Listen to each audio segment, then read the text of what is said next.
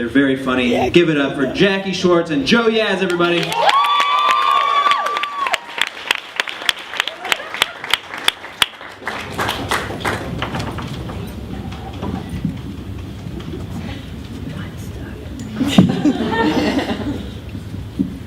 By a round of applause, who had a meal before coming out tonight?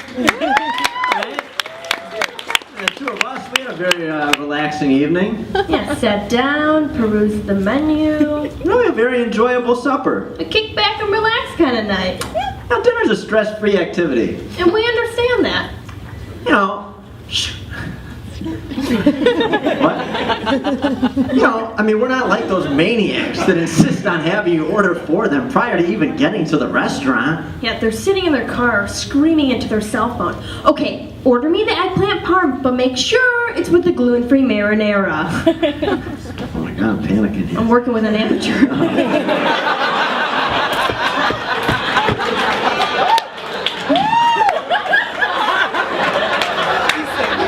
Exactly, why are we acting like this? Why are we in such a hurry? I mean, what do you want? The spaghetti twirled around your fork by the time you get to the table? If you have 12 minutes for dinner, that's when you go home and make a lean cuisine of Santa Fe rice and beans. Don't forget to peel those corners to ventilate. Or is it the kind that you have to poke holes with a plastic fork? How do we even arrive at such important culinary conclusions? It's poke for pasta, peel for pesto. Where does it end? Tell me. Yeah, look who's talking, look who's talking. And then the real head scratcher is a 4-cheese cannelloni that tells you to nuke it straight up. No peel, no poke. There's really only two ways that scenario is going to play out. Yeah, either you're going to wind up with a delicious, well-prepared meal. Or in about 3.5 minutes, the entire galaxy's going up in smoke. And your entire office knows it's your fault. You know, but, you know, why are we, let me just, yeah, I mean, what's the...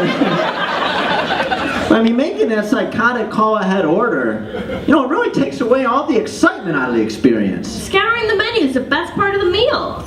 I mean, shoot. Okay, now it's, I mean, you know. Why don't you just hold it? Even though we tend to make that step much more difficult than it needs to be, Jack. Nobody ever wants, you can't make up your mind. Nobody ever wants to go first. Yeah, no one ever wants to go first. Right. It's like you're telling the waitress, you mind starting with her? I'll be ready when she's done. Yeah, I'll have the tuna melt. I guess that bought me an extra 4 seconds. Boy, the time and thought that we put into such insignificant decisions. You hear people nowadays jumping out of planes and swimming with sharks. Yet when it comes time to selecting a hoagie, whoa-ho-ho! Want to make sure I get this one just right. Speaking of hoagies, the world's so health conscious nowadays. You know, but what is good for us? Does anybody really know? I remember that dark day when they came out with a diet Snapple. Boy. Turned my world upside down. Didn't we already think we were doing the right thing by drinking Snapple? Yeah, we thought that was a healthy alternative. And then they come out with a diet version? What the hell have I been drinking this whole time? They said it was made from the best stuff on earth. Yeah, tell that to the diving board that I busted back in '97. I think we do know what the best stuff on earth is, though, Jack. I mean, Thin Mints. Samoas. No, but is there really a need for there to be a Girl Scout cookie season? It's not a bushel of apples. We know you can make them 365 days a year. Quit holding out. Call me crazy, but I wouldn't mind if you tag along. It's mid-October. You know that there's a countdown on the website? 121 days until cookie season. I mean, how bad are we as a society that we need such a countdown? What is it, New Year's Eve?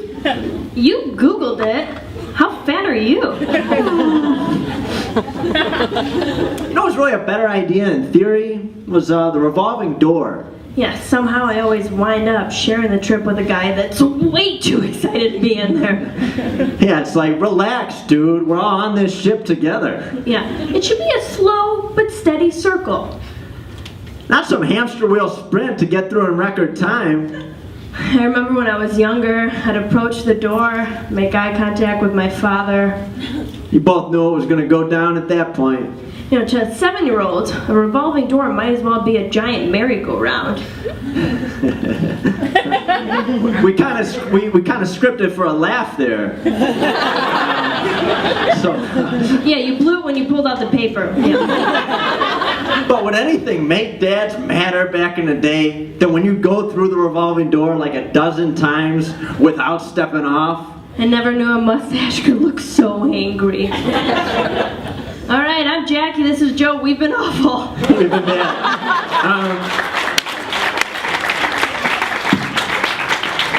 There's kind of a reason that I've been as uncomfortable as I've been on stage. Typically, I'm a lot more composed up here, and I'm sharing the stage with somebody that I really love, and you know, I've loved for a long time. And the first conversation we ever had was about stand-up comedy, and you know, I couldn't think of a more appropriate way, you know, to ask this beautiful and funny person with such a big heart, you know, to let me try and make her laugh more successfully than I did tonight, you know, for the rest of my life. So.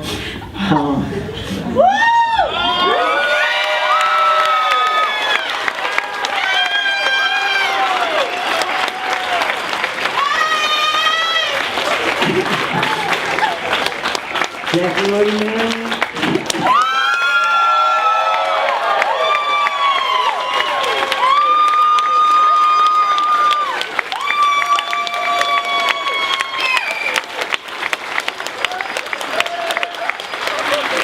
Thanks for coming out.